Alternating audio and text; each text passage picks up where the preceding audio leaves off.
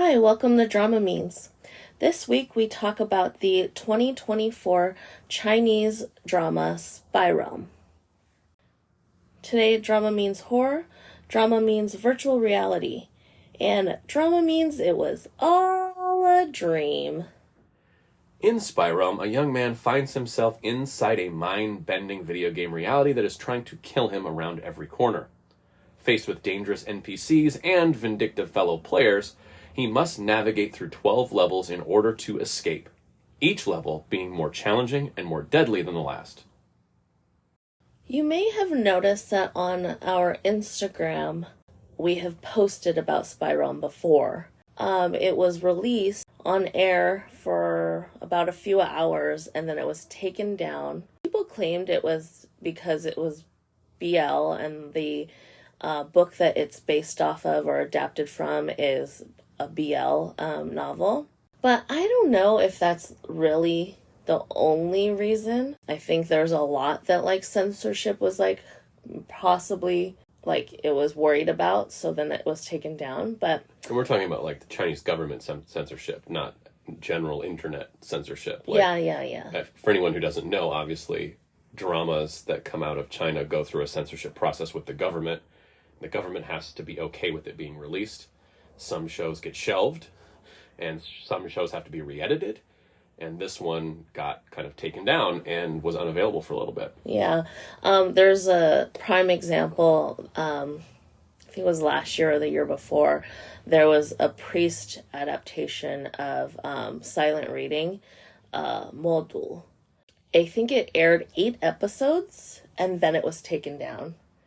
And I watched those 8 episodes. It was very good. Literally, there was only one scene of it that even hinted at a BL.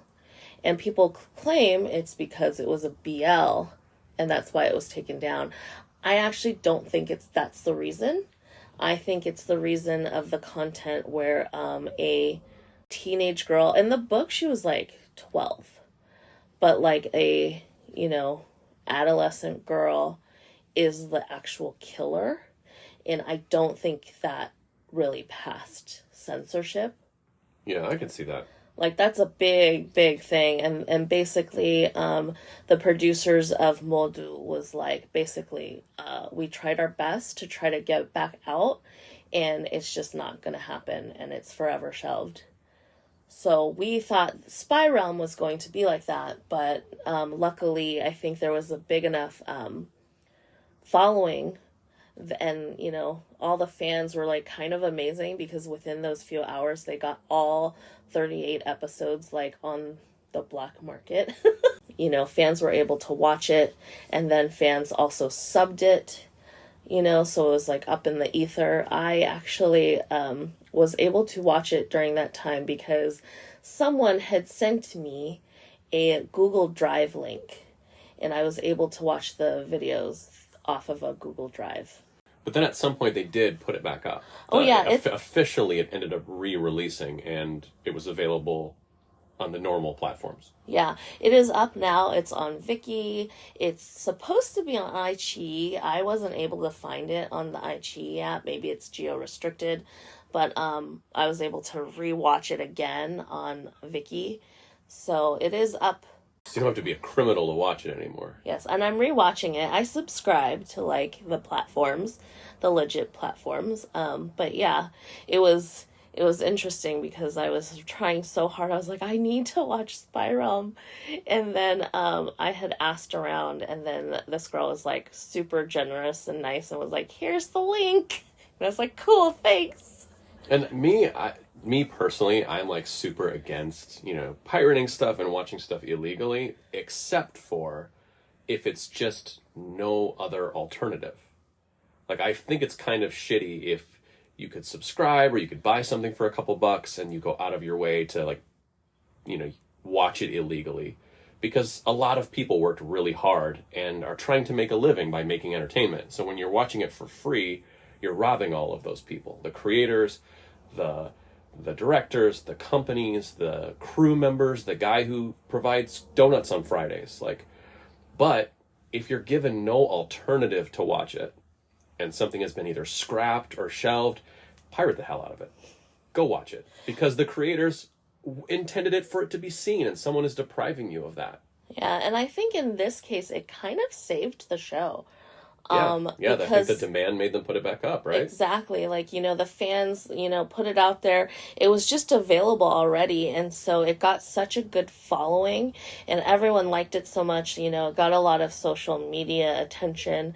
And so it kind of revived the drama. And now because of it, it is, available for people to watch legally. And I think, I'm not sure now because it's been a while, but I've, noticed that, there's a new, beginning, trailer before, each episode. Like a previously on kind of thing? Or just, the song and, the little, snippets and previews and stuff like that. And it's, I don't remember seeing those. I think those are new. So that's kind of cool. So I think the good thing about Spirealm is it's kind of reminiscent of things that we have seen or even experienced before.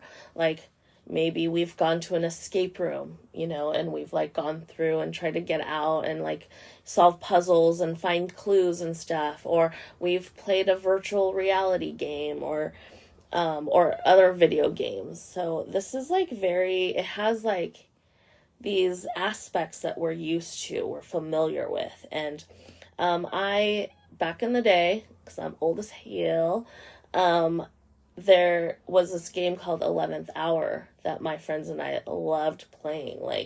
It was so fun, and it has everything that this drama kind of had, where, it's very horror, and then you go into each room and you're solving this this murder mystery and finding clues. And then it was scary. I remember playing it, and I had to play it with friends because I couldn't play it by myself. And then, soon after there was a lot of escape room games before escape rooms were really a thing. And one of them being 999, which I used to play on the Nintendo DS. I mean, one of the first Nintendo games I ever owned as a child was a game called Shadowgate, which was basically a point-and-click escape room puzzle game that you had to solve puzzles as you moved through, and it was very simple, flat screen. You walked into a room and you had to click and open and read and different things, and it was a notoriously really difficult game. It took me and my cousin 3 hours to get past the first board or the first screen because there was just one specific thing you had to do, and until you did that, you were stuck. Yeah. And so, yeah, this is kind of a familiar territory, I think, with that. Yeah, and also, being trapped in a video game reminds us of the anime .hack sign and Sword Art Online, things, those... This is a genre that I can get on board as a genre, as opposed to what we talked about with Singing in the Rain or whatever, the Voices in the Rain and La Pluie, where it's superpowers during the rain. I'm not buying that as a genre quite yet, but trapped in a video game or trapped in... I mean, this is Jumanji. This is Alice in Borderland. There's so many things like this, or it's trapped in a video game, and you're living in a different world. It's transmigration, but with tech rather than just across the universe. Yeah. So it has really good aspects, and it's fun, and I love a murder mystery. This particular drama was so scary for me. I I started it not knowing how scary it was gonna be, because in my head it was oh yeah, they're stuck in a video game, it's kind of like Sword Art Online kind of thing, and then it just got scarier and scarier, and the first case, their kind of thing that they had to beat was I think Sadako kind of character from The Ring. Yeah. And it was scary as fuck. I was shocked you wanted to watch this. Truly shocked.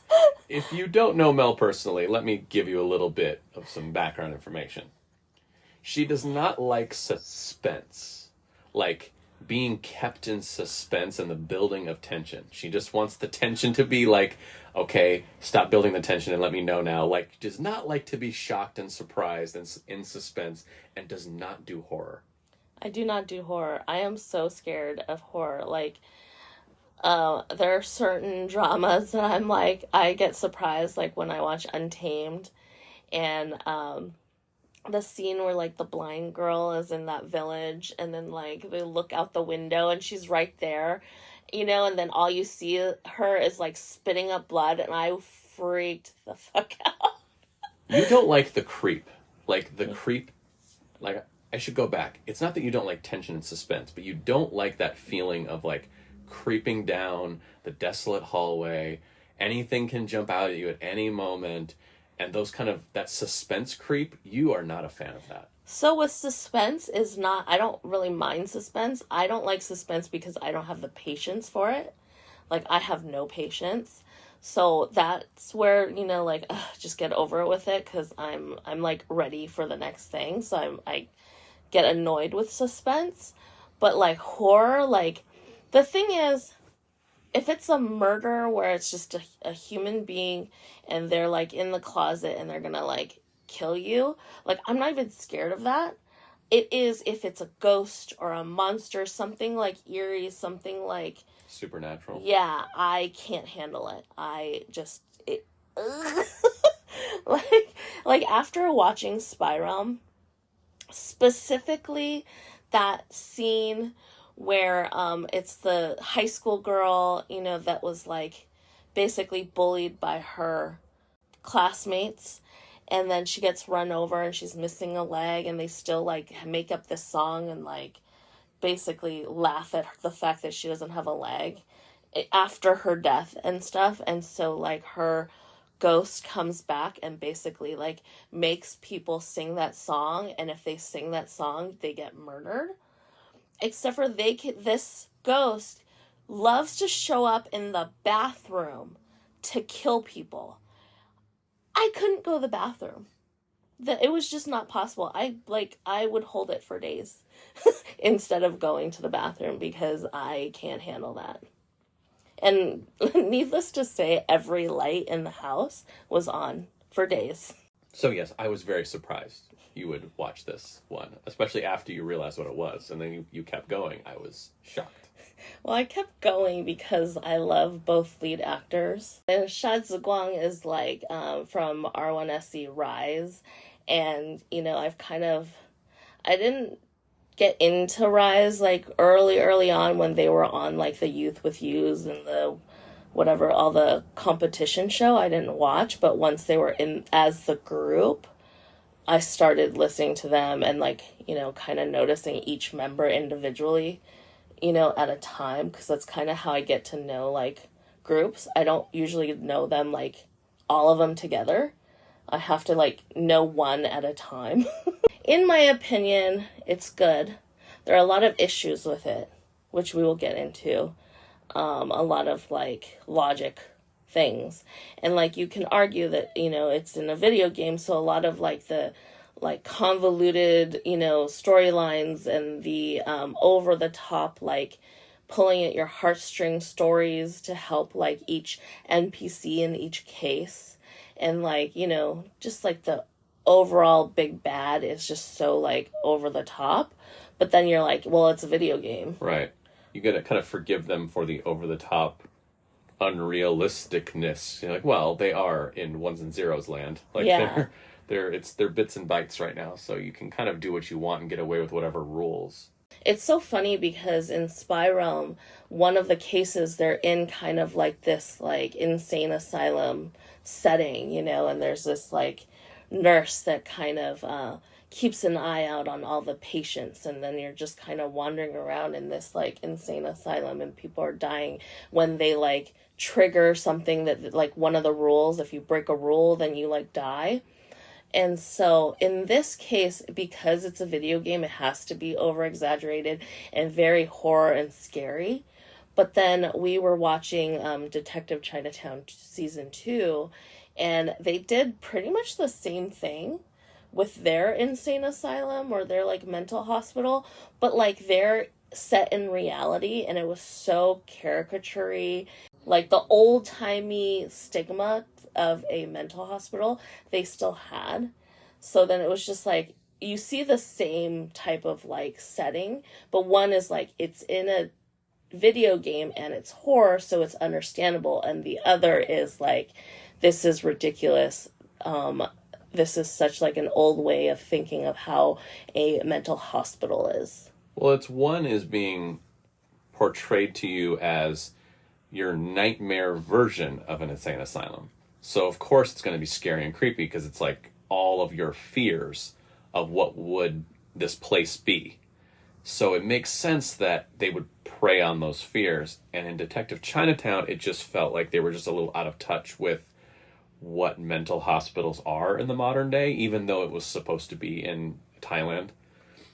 It's like, I don't know if mental hospitals just let the patients basically like run the place and they get into fights all the time and almost kill each other. Like, this doesn't feel like the way mental health is dealt with anywhere in the modern world. Yeah. But I think they get away with it here because they can take those stigmas and then play them as horror because it's not a real place. Yeah. And I actually heard that the book is even scarier than the drama. So I won't touch the book. Like, I want to, because I really, like, through fans and stuff, they say the book is really, really good. Way scarier than the drama. I can't handle that, so I'm gonna leave it. What if someone gets you the book for Christmas? I'm still not gonna read it.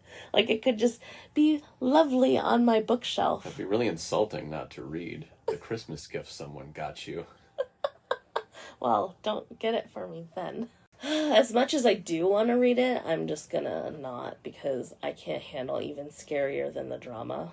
Although going back a second time, it's not as scary because you know those characters, they are actually like not evil, scary monsters. They are just people who passed away, or characters that passed away and like need their problem solved, which Jiao Shi and Lanzhu kind of help out. And very similar to like, Oh No, Here Comes Trouble. They're restless spirits that need your help. Yeah. Which leads me to talk about my lovely couple. I don't know. The BL is quite strong in this one. Even though, they claim it's bromance, which it is, but like the dialogue and like the way they lean it, it's just so like they are a couple. And the way how like Lanzhu kind of gets really like jealous. No, it's the case where basically it's about two sisters and this drum is made out of human skin. Yeah, I remember. Yeah. So that one. And so, but the girl who basically is an NPC, she's actually like the big bad of the whole case, but she's pretending to be one of the players and has like kind of infiltrated their group. And she kind of is clinging on to Jiao Shi. Apparently, Jiao Shi kind of looks like the man that she killed her sister for. And then they swapped skins or whatever. Yeah, that was weird. Yeah. Lanzhu kind of gets like really sassy. Sassy? He gets sassy. Because his boo is being like encroached upon. Can we talk about my new term? Because I do feel like there is some space in this genre. Because we talk about BL, which is true romance. Like, that is BL, boy love romance. Then we have bromances, right? That are these, they kind of stay mostly platonic, but with some hints. And a lot of times in America we get, accused of, what is it called? It's called gay baiting or queer baiting. Queer baiting. Where you're kind of letting the audience kind of like fill in the blanks, but you're not willing to go all the way there. And then sometimes things are just bromances. But I'd like to coin the term budmance. No, you're taking my thing. I know. I want to coin the term budmance. No. Hashtag budmance. No, this is not okay. You are stealing my thunder right now. First of all, I am saying bromance does not stand for brother romance. It stands for budding romance. It's just that you take the B from budding, right? So you take out udding, and then you use the whole word romance, and that's why it's called bromance, not brothermance. It is budding romance. Okay, first of all, you misunderstand bromance, because bromance doesn't mean brother. It means bro, like you're my bro. And you don't have to be brothers with someone. Oh, I to know. Be bros. You're just my bro. But your bra is still brother. No, like, no, it's like... No, a bra is a hey, bra. brother. A brother is a brother. No. Listen, this is guy stuff. You don't know about Oh, that. shut up. So, and the term bromance already exists. Bromance is about two men who are not romantically linked to each other that have a budding friendship. But what I'm saying is that if they can have a budding romance, it's a budmance, #budmance, and that is between a bromance and a BL. It's somewhere in the middle, which Spirealm is. So I think Spirealm is a budmance, #budmance. I mean, you can have your budmance, but I still claim that bromance still stands for budding romance. And here's the thing. For me, for these, like, dramas like Spirealm or, like, Untamed and I don't know, Word of Honor. Word of Honor is very, very, very BL. Like, it's That's very probably the blatantly... most of those three. Yeah. It feels pretty... I mean, they're cuddling on the roof at one point, aren't they, in that one? Yeah, like, it's pretty, yeah. I don't cuddle with my bros too much. Well, okay, so the thing is, for me, right, in these dramas, it's very clear that, like, they have a romantic feeling for each other. It's just that it's just that they don't like PDA, right? So, like, what they do behind closed doors in, like, their relationship, they don't have to parade it in front of us. I'm okay with that.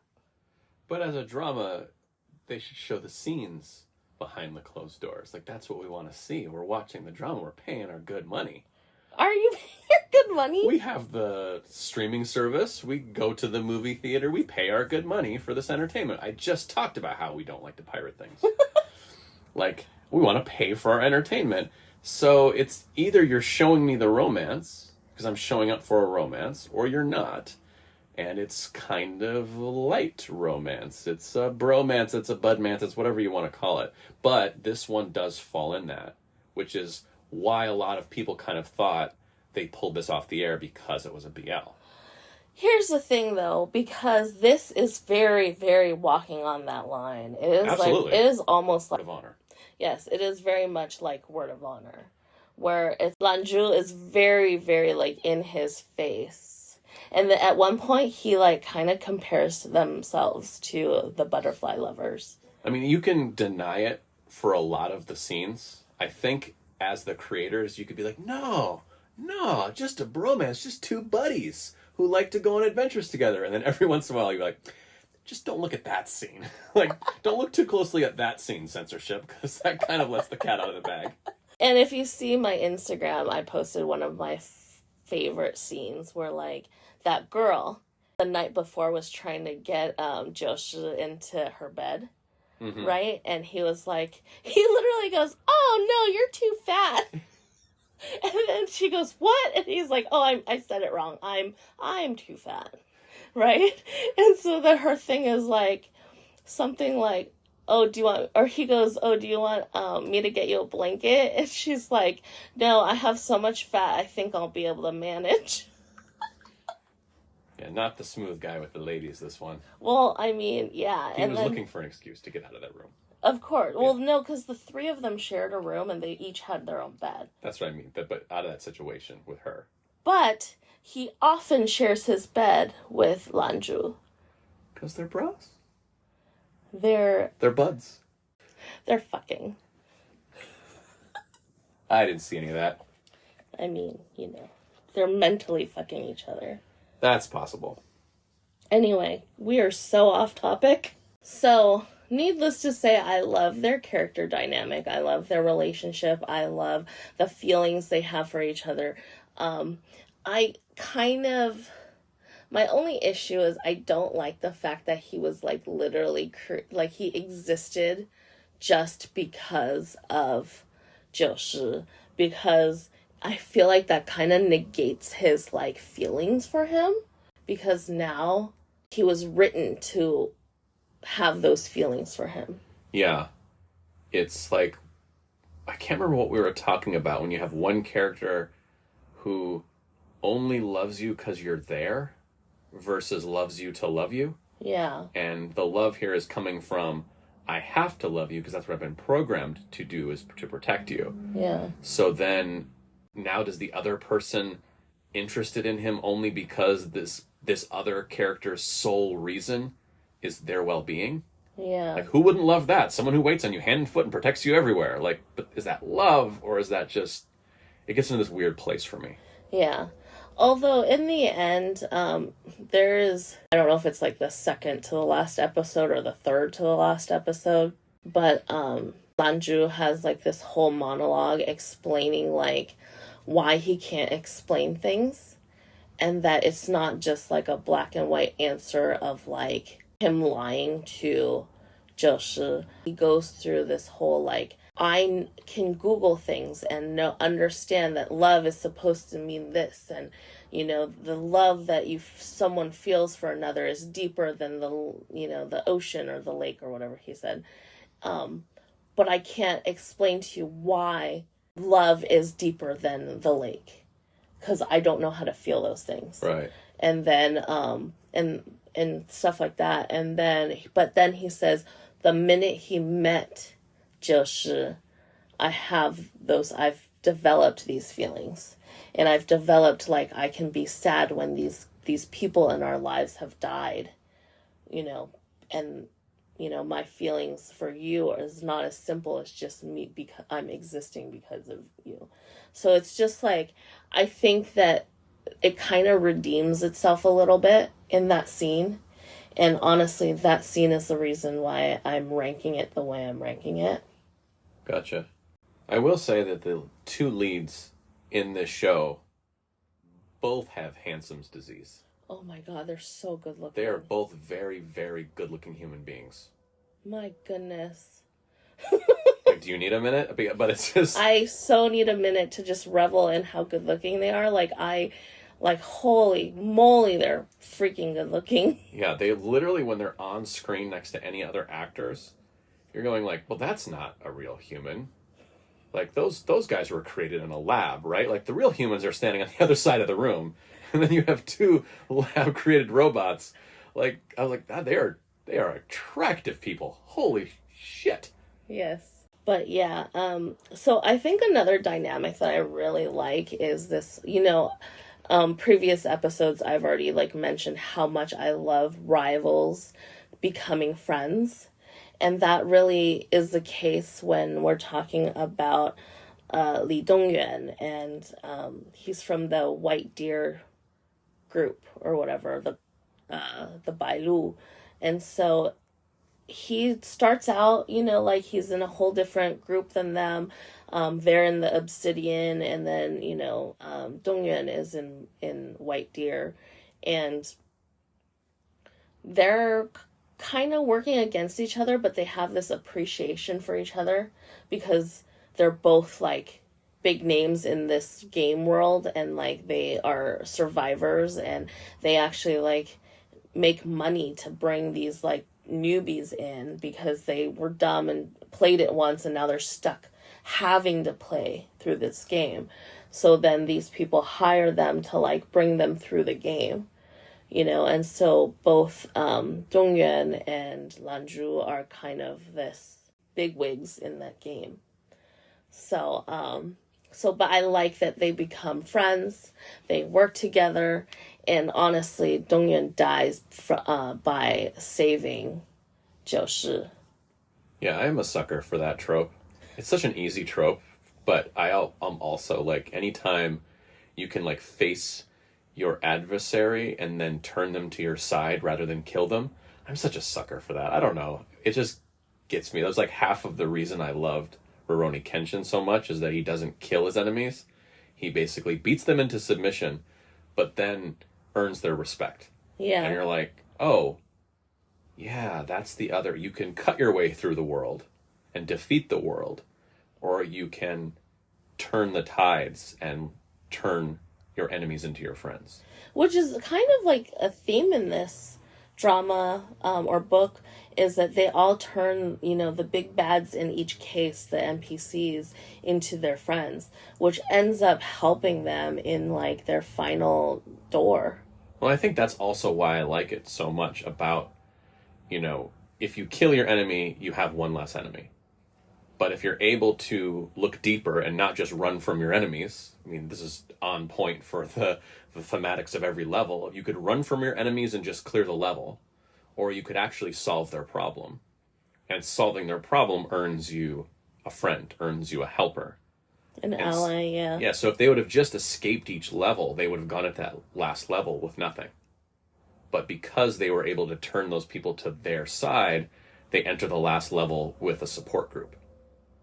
Which is pretty cool thematically as far as the way the world is. You can just argue with people and disregard people and run from them, but if you can make friends of people, now you have allies, now you have a support group, and you're not going through the world alone anymore. Yeah. Yeah. There's a lot of good aspects of this drama and this book. I know that in the book there's like a big section or chunk of it where Lanju actually is cross-dressing as a woman, and he plays like his sister or whatever, and it's I think it's just Lan Jie or something like that, which actually Dongyuan had a crush on.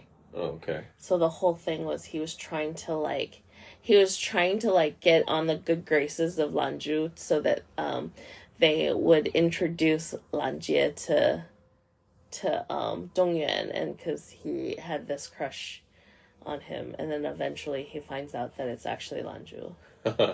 So, but they kind of nodded at it, but they never show Xia Zhi Guang dressed up as a woman. Right.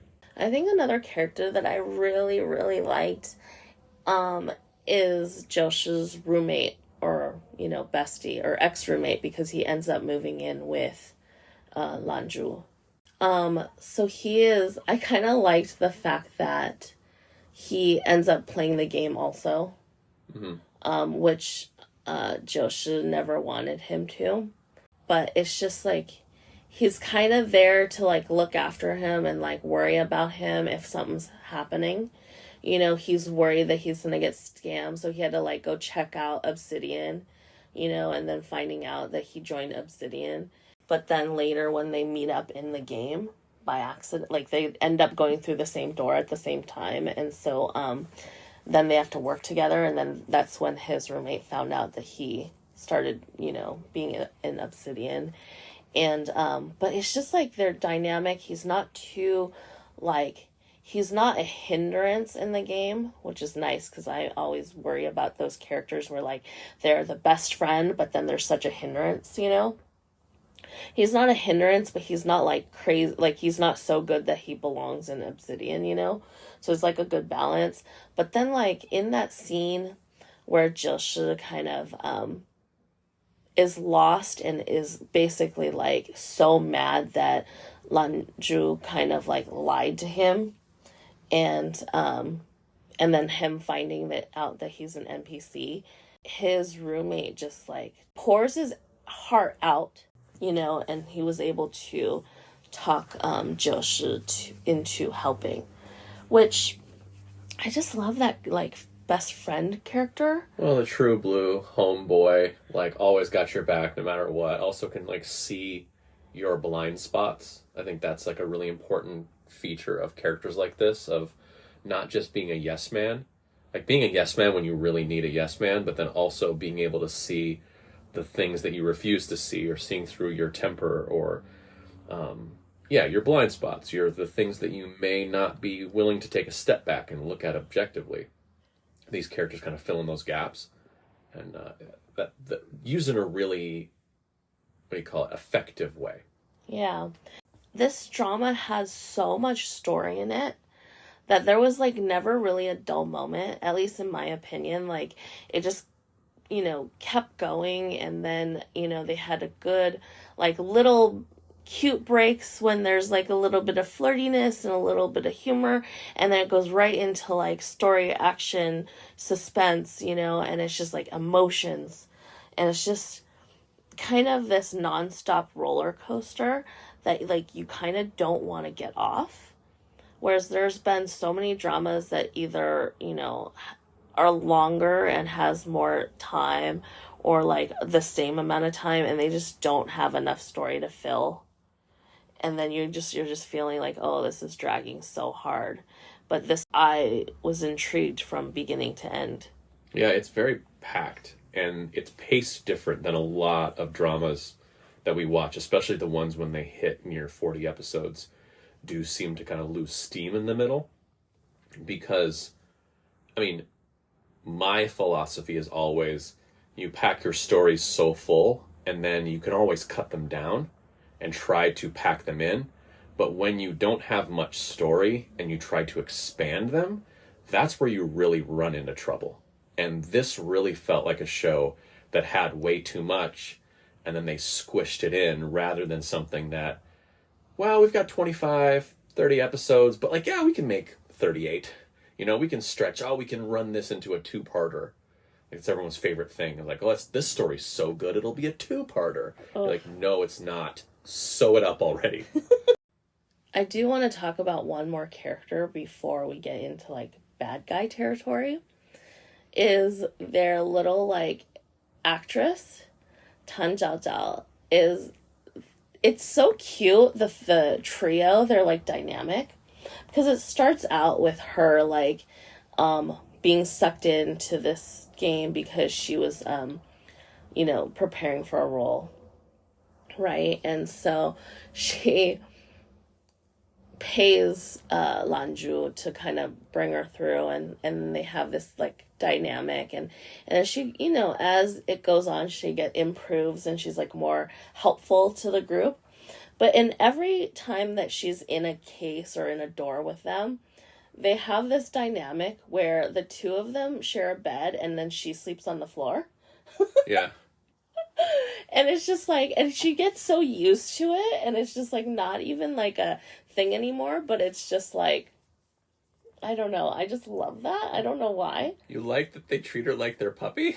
It's like, oh, you can curl up at our feet.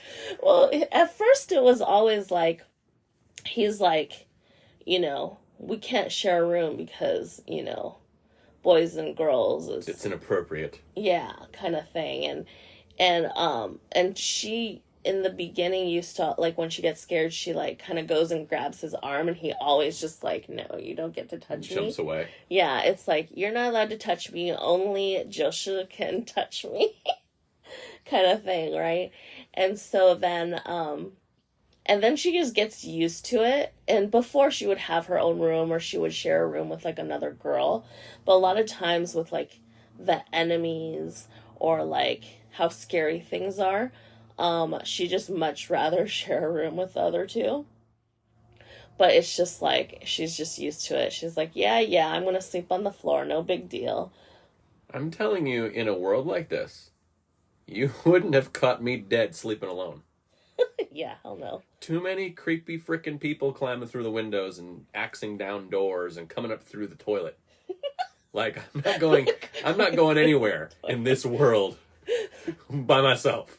I'm certainly not sleeping alone. I know. There's, like, that one scene with the triplets one where, like, they go and take a shower. They try to go take a shower. And I'm like, there's no way in hell am I taking a shower. Like, I don't care. No, I will smell as bad as I possibly could smell in this world.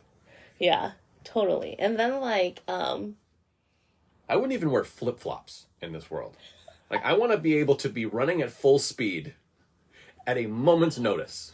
The sad thing is, like, especially in the beginning when he literally comes home from supposedly getting, like, hit by a car, right? And then he goes into the bathroom to, clear stuff off.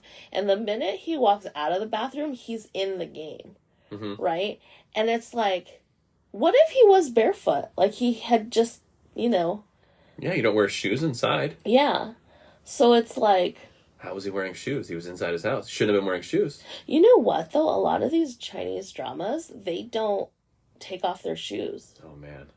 Like a lot of the Chinese dramas, when you watch them, they'll walk right in with their shoes and stuff because I think it's just easier for filming purposes that they don't take off their shoes. Oh, absolutely, it's easier for filming purposes. I worked on a television show for 3 years with a Chinese American family, and we had to take our shoes off at the door in every scene. And we had scenes in the pilot where they were like running out the front door, and we had to figure out like, wait, how are we going to do this shot? Because everyone has to stop to put their shoes on. And how are we going to like shoot this really energetic, everyone leaves the house shot? No, we figured it out, damn it. I'm talking to you, Chinese dramas. You don't get to shortcut that shit. We didn't get to shortcut it. Well, they for sure do shortcut it. I do not approve. Taking a star away from my rating. Well, this was specifically because this is so action-packed and, like, literally you walk through a door and you're already in the other world. No, I get it. I'm just, bitter. I had to deal with it. Yeah, but, like... Although I didn't notice it in this, so it's, like, kind of makes all that work that we did. Like, no one noticed that we were working so hard to make sure people were taking off their shoes. Yeah. So, in most of the Chinese dramas that I watch... They don't take off their shoes unless they're specifically like gonna stay the night. Then they take off their shoes. But like in a lot of the Chinese households, it's take off your outside shoes, immediately put on inside shoes. Yeah, slippers or something. Yeah. Guest slippers. You have your own slippers for inside the house. Yeah. So I do love Tan Zhao Zhao's character, and it was really sad when she died. She wasn't who I was saddest about. I was saddest about Dong Yuan dying because he was so... The way he sacrificed himself to save Zhou Shi. And then, his white deer group, like, it was all on his shoulders. So when he died, like, chaos kind of ensued within their group. It's just, like... That was sadder, in my opinion. But then, her story was sad, too. And like, she decided to go into a door without help. She was going to try to tough it out and do it on her own, and she kind of failed. Mm-hmm. And she comes back and basically accepts her award for being a bad actress. So, right. Yeah. I remember that. Yeah, and then, like, she dies, and I'm pretty sure a chandelier falls on her. I don't think it was stage lighting. I can't remember now. But I know it was some kind of lighting. I thought it was a chandelier, like, kind of like Phantom of the Opera style, and that's how she dies. But it was sad, and it was, like, because they were so close. Like, she was pretty much, like, part of Obsidian, really. Mm-hmm. But you also feel it because he feels it.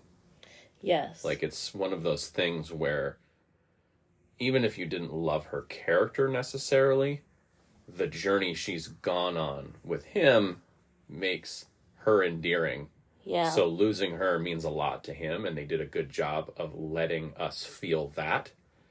So whether or not you like the character or not, you can be on his journey because you care about what he feels in that moment. Yeah. But as an audience member, I think, because she was never, like, annoying. She's, like, a good friend to them. She's never been, like, obnoxious. It's just, she was a good character. She was, like, they were the Three Musketeers, really. Frankly, the character that I didn't really care as much for, it was still sad when he died. And I was so frustrated when his brother wouldn't listen to him when he was trying to tell them, like, he had run into one of the villain, the bad girl, kind of going into this room, and I don't remember if he really saw who was in that room, but he had information that he needed to tell, and again, it was very like Voice in the Rain, when, like, you had a piece of information and you wanted to get it out and the other person wasn't listening to you. Well, I mean, Voice in the Rain, like, they wanted to listen to you, but in this case, they were, like, preventing him from saying that piece of information. But, like, it was so important. Like, you find a way to you know, Get it out. Yeah. Spit it out already. Yeah, so that was really annoying. I was super frustrated. I was frustrated with him for not, like, really be like, hey, fucking listen to me, I have information. And then his brother for always shutting him up because he's, like, a mess up kind of thing. And he royally fucked up to the point where, like, Lanju almost died, right? So that's why they were so mad at him. It's understandable that you're like, tell the fuck up to shut the fuck up, you know, but you're also in a life or death situation, and maybe, you know, things need to be conveyed. Yeah. So, anyway.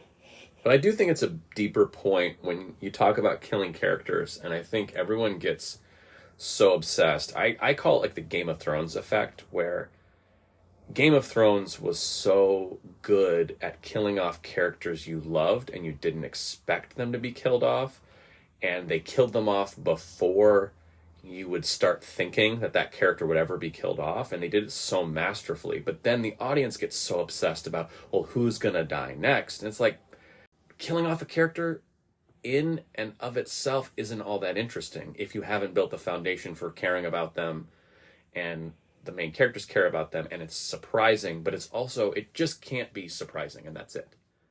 Like, the on-screen's death mean nothing if it's just, oh, wow, I didn't see that coming. Then you just move on.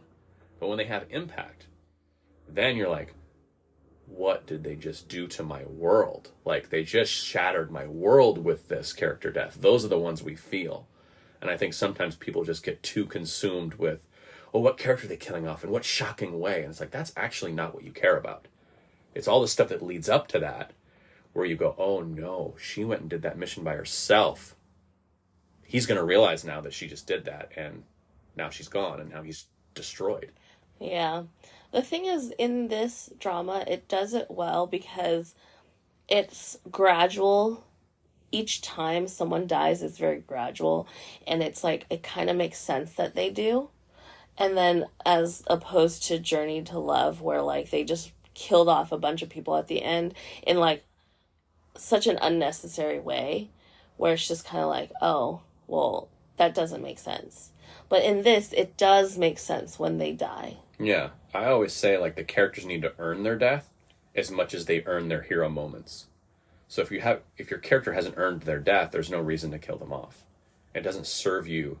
You're not getting any shock value. You're not getting anything of value if you haven't done the work to earn it and to earn the tears that the characters cry. Because when your characters die, like, other people have to react. Yeah. So if the other characters, if you find yourself watching a show and you don't understand why everyone on screen is so sad for the death, the writers did something wrong.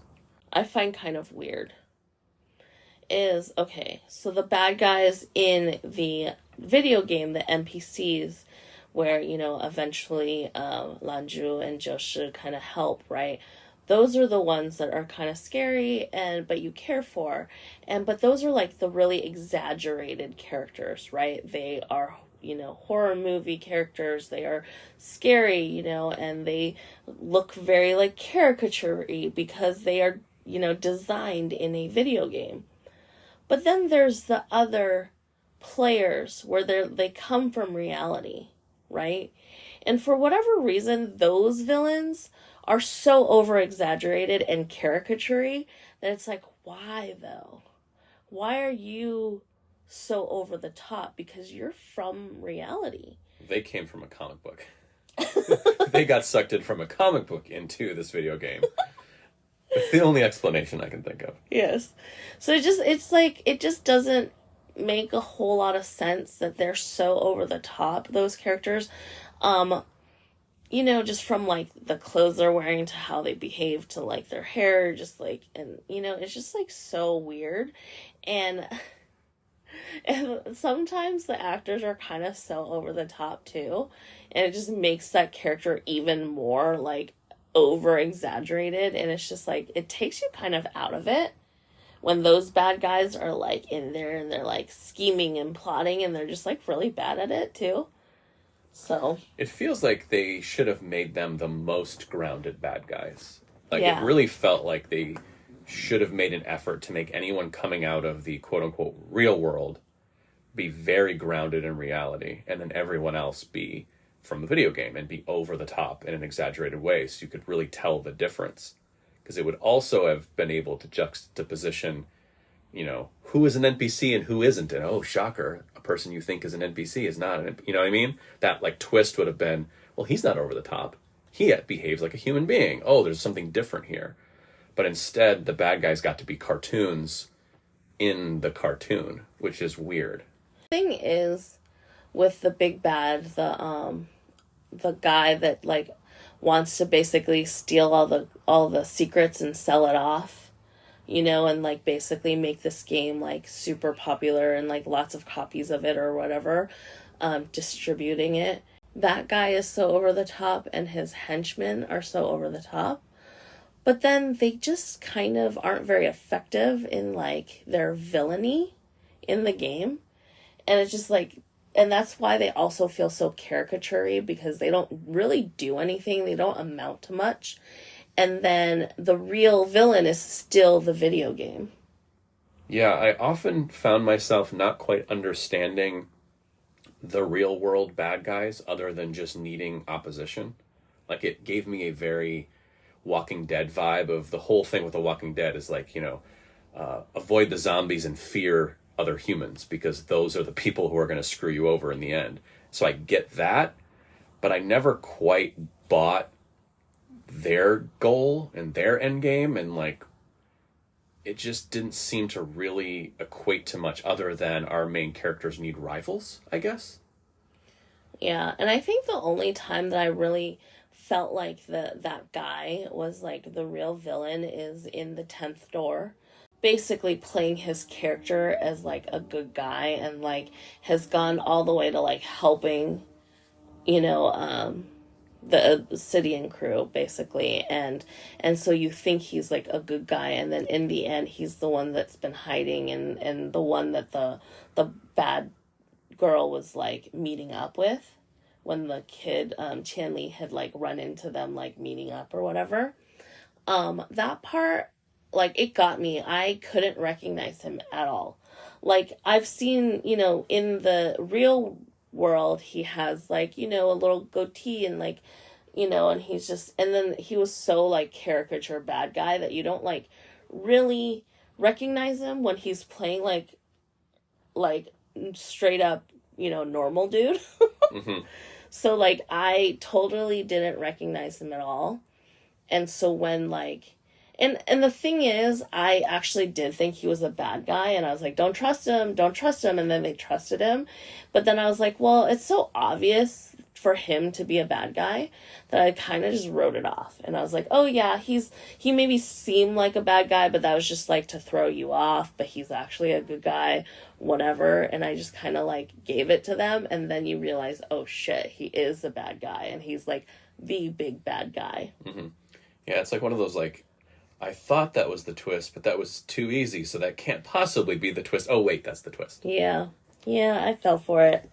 That's one of the things I really didn't like about the drama was, like, that, the weird evil henchman and then the big bad guy that's just whatever. And then, like, the next thing that I just don't like at all is this, like, random, like, Josh's like old college friend or old, high school friend, whatever, his ex-roommate or, from the dorms or whatever, and the creator of this video game, right? Yeah, the mastermind, the architect. I guess so. And it's just so weird because there's so many questions I have to ask. I don't know why they covered his face and didn't show him as a character at all, right? And here is why. I think that usually when you don't show the audience this character's face, it means that the audience has seen them before. Yes. That is a very common thing. It lets the audience like have someone to guess who could that be kind of thing, right? And the thing is, my only thought was that possibly Joshua doesn't quite remember how he looks, and his roommate has created Lanzhu in his own likeness. Yes, well, that would make the most sense, right? Yeah. So you can't show the audience that his roommate actually looks like Lanzhu, right? But they never at all show him to reveal this. So it really didn't make sense to just cover his face at all. Do you think they were meaning to pay that off and then just either edit it out or cut it out or it didn't work or what? Because it does feel like a very odd choice to deny us that piece of information and never quite explain it or reveal it or tell us why. It's very weird to shoot an actor without showing their face. So if you're not going to do it, there has to be a motivation behind it. So in the scene where like Jiaoshi puts it together, remembers the part where like they have the whole conversation of how they're going to create this like NPC and he has to like be stylish and he has to be good looking and all the traits of Lanzhu, right? That means that they created this character. That means this character does not look like his roommate, right? I don't know, my brain just fried trying to figure that logic out. Okay, they're sitting in their dorm room Yep. and they're talking about creating a handsome, good-looking NPC. And then they're naming, like he himself, Jiaoshi, is naming all the traits of what this NPC needs to have. And it's all of Lanzhu's traits, Yes. right? Yes. But then all these traits are not his roommate No. and not in his roommate's likeness. No. So there is absolutely no reason to cover the roommate's face and not show the audience how he looks like. Absolutely no reason. Then why do it? What is the reason? And mind you, I did not read the book, so if it explains it in the book, okay, great. Someone tell me, because I don't know. I'm not reading the book. Too scary. But I want to know why the drama chose to cover the roommate's face. Because the roommate is... Looks like Lanzhu. Or there is no roommate and Josh is crazy. Well, And he's been talking to himself. we are getting to that point. There's just these reasonings, like these things that people choose to do without like having a reason for it. It makes no sense, and it's just like you think you're being really cool and sly and like, you know, mysterious. When you make a drama and a movie and like things have to mean stuff. That's why you do things. Well, there has to be a motivation for it. So if there's no motivation for it, there's no reasoning for it, then it doesn't make any sense. And when it doesn't make any sense, it's frustrating. Because, I mean, it's like hanging threads. Like you watch a show or you watch a movie and they ask a bunch of questions, but then they don't answer any of them. And it's like, well, what? No, you're not allowed to ask dramatic questions without answering them. Or at least letting us understand that that dramatic question wasn't important and we were asking the wrong dramatic question. Like, those are my favorite ones, where if you have a whodunit and the dramatic question is who done it, but then we turn it, we twist it, which is why I love Knives Out so much. Like, Knives Out becomes a kind of a why done it. And you're like, oh, that's an interesting twist. I was asking the wrong narrative question. Oh, wait, no, it actually is a whodunit. It's just a whodunit done as a why done it, but it's really a whodunit. So now there's a twist on it. There was a motivation behind it. It makes it interesting. And it's all explained by the end of the movie. But when you don't give your characters and your audience those motivations and make them clear, it just leaves us kind of going, huh? At the end. Which now brings me to my second thing is, okay, Lanzhu is a NPC. That is what he is. He go and live in the real world. Like, how can he literally, the NPC can step out of the video game and be in the real world interacting with them in the real world. And then when Jiaoshi asks, how is this possible? What is the deal? Explain it to me. And he literally is like, I can understand you because this is what I do. I can understand you, so explain it to me. And literally he's like, I can't explain it. I can't explain it well. And then, of course, he goes into his big monologue and all the emotions flow and the performance is so amazing. And I just give up on my questions and like my dislike for it because I'm a sucker. but it's still there. Like these questions that are never answered, but yet you've brought it up. You know, you're telling me it's this way without any real explanation, and why only he can do it and nobody else. No NPCs in this video game can do that. I mean, the girl that died in there that like literally meets, you know, the love of her life in the video game every time he goes into the door, but she can't leave the game. But then he can? Well, the only answer to that... The creator did it. No, the only answer to that ties directly into the ending, which is... It's all a dream. That's the only real explanation to why he can go into both worlds, is that none of the worlds exist, so he can do whatever the fuck he wants. Now, I mean, we could talk about the ending too, but it feels like the real deep math is that the roommate is Lan Zhu. They've had these conversations in the real world about building this game with this protagonist and this love interest. Either the roommate does exist as him or doesn't exist as a figment of the imagination of our main character. Then he goes into a dream world, and he is building in his dream world this video game. So that when he comes out of the dream world, he has the architecture to build the game in the real world, which he spends the rest of his life doing. Yes. So he's at the beginning of it, he's idealizing this world he wants to live in. Then he gets to live in the world for a while as a video game, as this figment of his imagination that isn't possible to be real.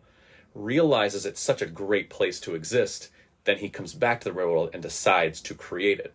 So therefore, the roommate is an extension of himself and is his love interest in a weird way. Yes. And so now we're saying like, oh, he actually dreamed this NPC character in the likeness of his roommate. Yeah, in the likeness of his roommate or in a likeness of his imaginary friend. So, and there is a part in the ending where he like runs into a old classmate and he asks about his friend, his old roommate. And his old roommate doesn't even like do video games, like he's like in finance or something and lives abroad. So like he definitely wasn't the one that created this game at all, and it was definitely all a dream, which also it's like again, we hate these like everything was a dream and none of the things that you've been rooting for and like cheered for and grown attached to existed, and that shit. Well, I want to go back to the shit before this. Okay. Which is the explanation or the non-explanation. Because what this tells me, the way that they did this, is they knew it was an issue that an NPC was going from the video game into real life and back and forth, and they knew they were going to do this reveal that's, oh my god, he's actually an NPC. But then they know this question is hanging over the whole show, so they have the main character ask the questions that all of us are asking at home. Wait, how does that work? I am sorry. You are not allowed to say, I don't know. Even if it is, because it's all a dream. In that moment, you better have a good fucking answer to this question. You are not allowed to create an entire narrative world and then something that your main twist hangs on, the narrative question your main twist relies on, you go, I don't know. Not allowed. No, not allowed. It is like I can't reach for the remote control fast enough to turn off a show that just openly admits to me I don't know what the fuck I'm doing.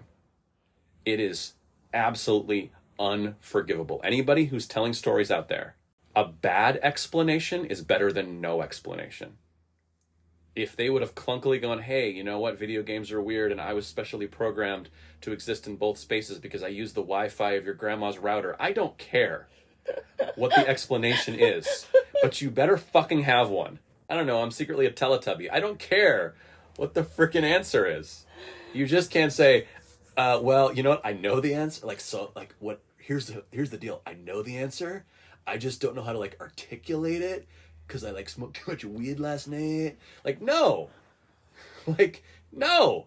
Oh, I just don't have the words to like, oh, like you wouldn't really understand it because you don't understand coding. No, try me. But he would, because he literally develops video games. I know, exactly. That one doesn't work. So, yes. Anyway. But yes, it is all a dream anyway, so all this was like, he couldn't explain it to himself because he hadn't built the video game yet. But that is the only explanation. But in that moment, it's such a cop-out. Like, he should have had an explanation, and the guy goes, no, I know coding, that doesn't make any sense. But he's an NPC, he's programmed to give that answer. So at least on the A side, you would have had an answer to your question, and he would go, no, that would be an answer that an idiot would take as an answer. But I'm a coder, and I build video games. That doesn't make any sense. And then they would move past it.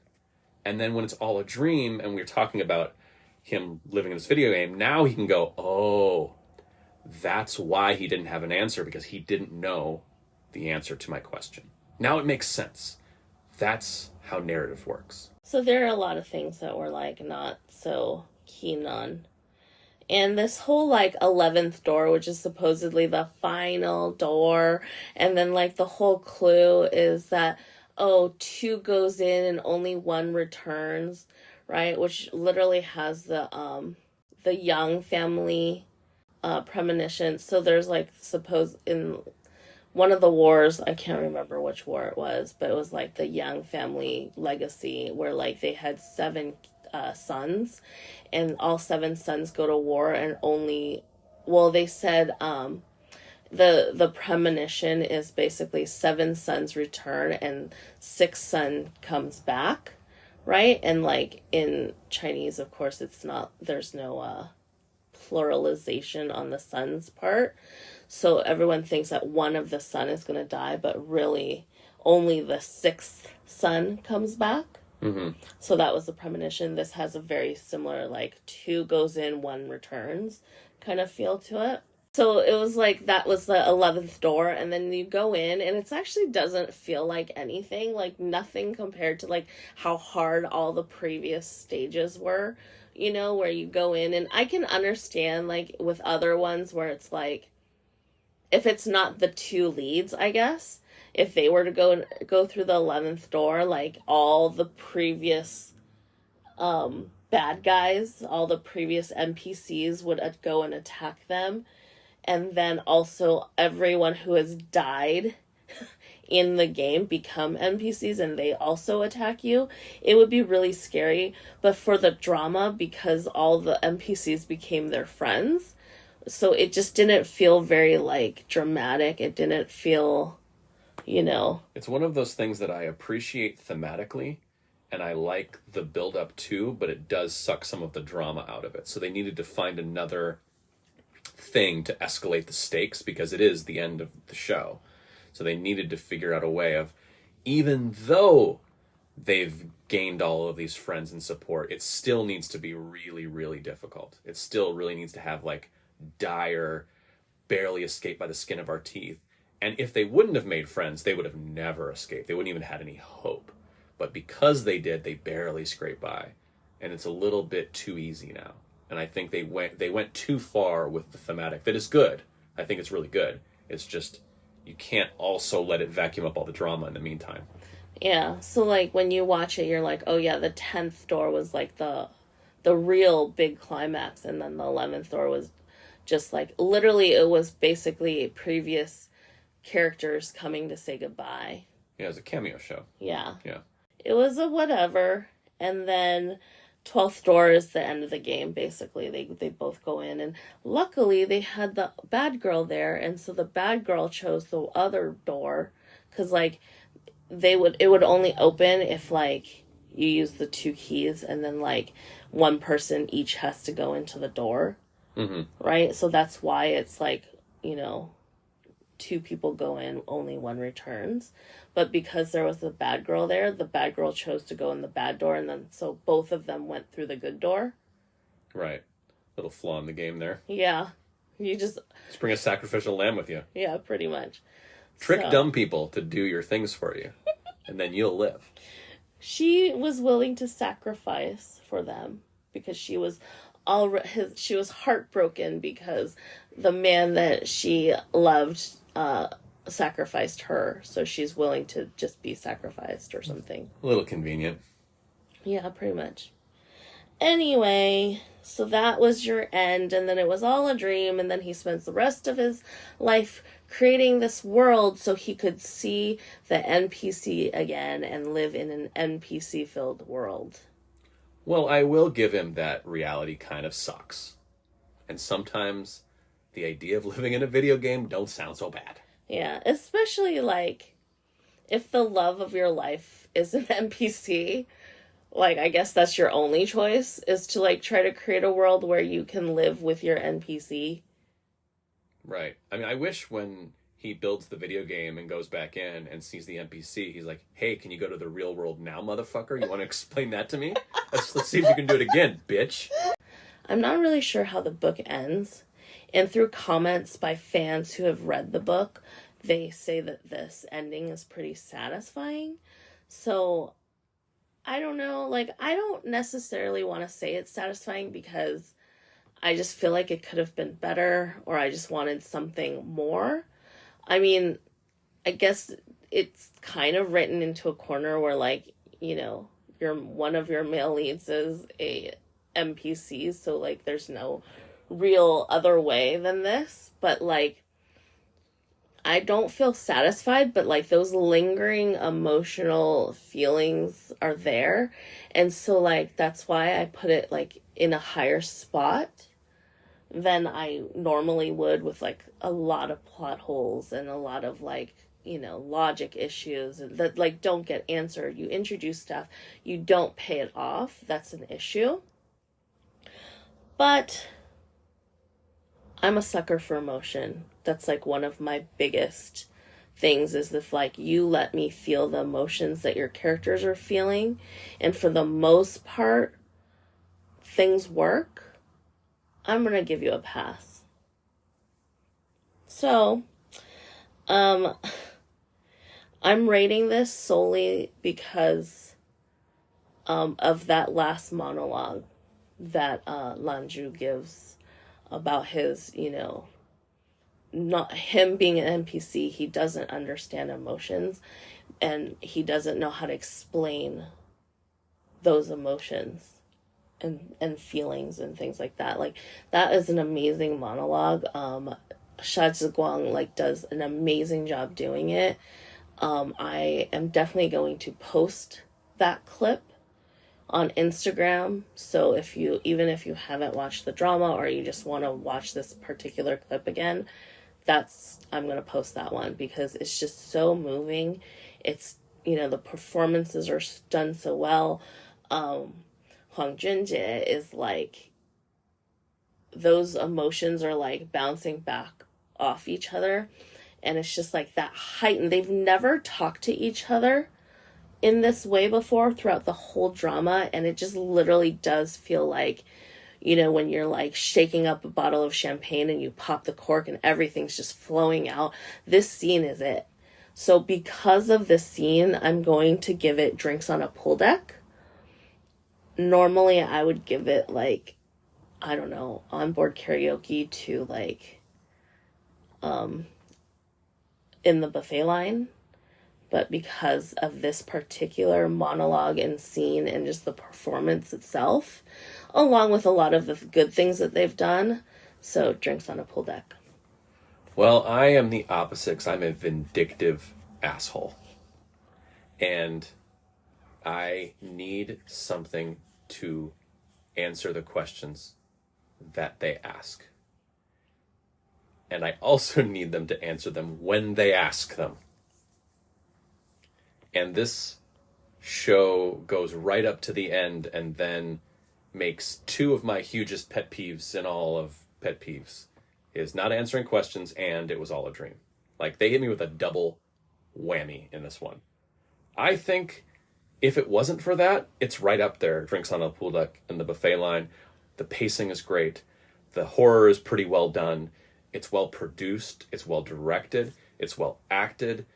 I think both leads are charming and good looking and engaging and all of that. It would be so high But this is a swearing to never board again, because I will never watch something again that can't answer their own dramatic questions. It is unfucking forgivable.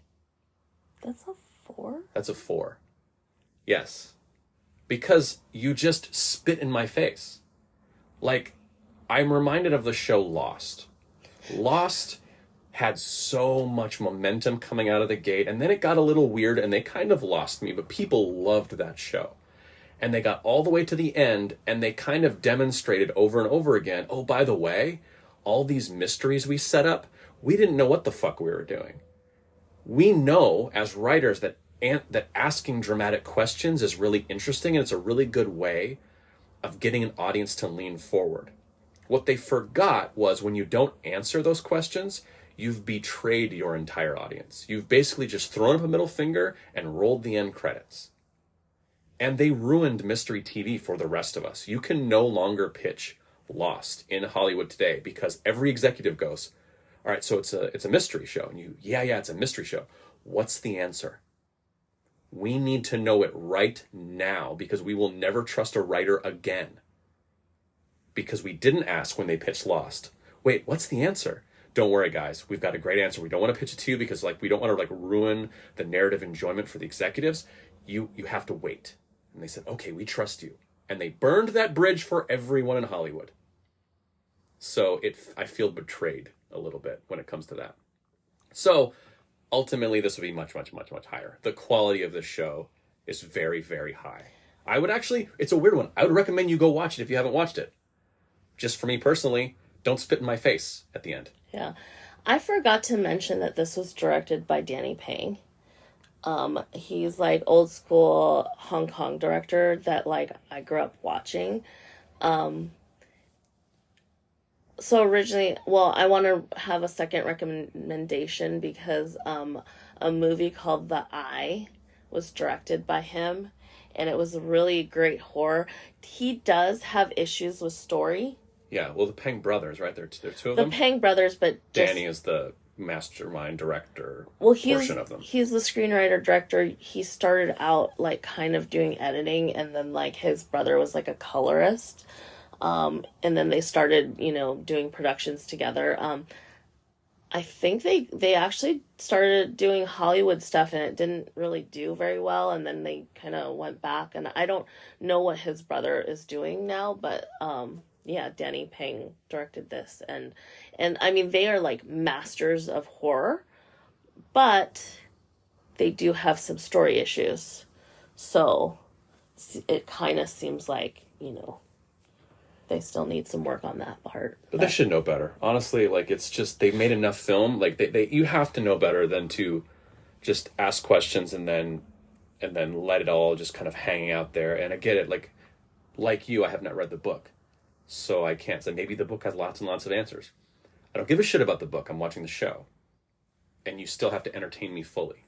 You're allowed to wink at the book, and you're allowed to do things that make the people that read the book appreciate it, but you're making a show for me to watch, not a show that I need to read source material for. So it's just such an oversight, and from experienced filmmakers, it kind of drives me nuts. Yeah.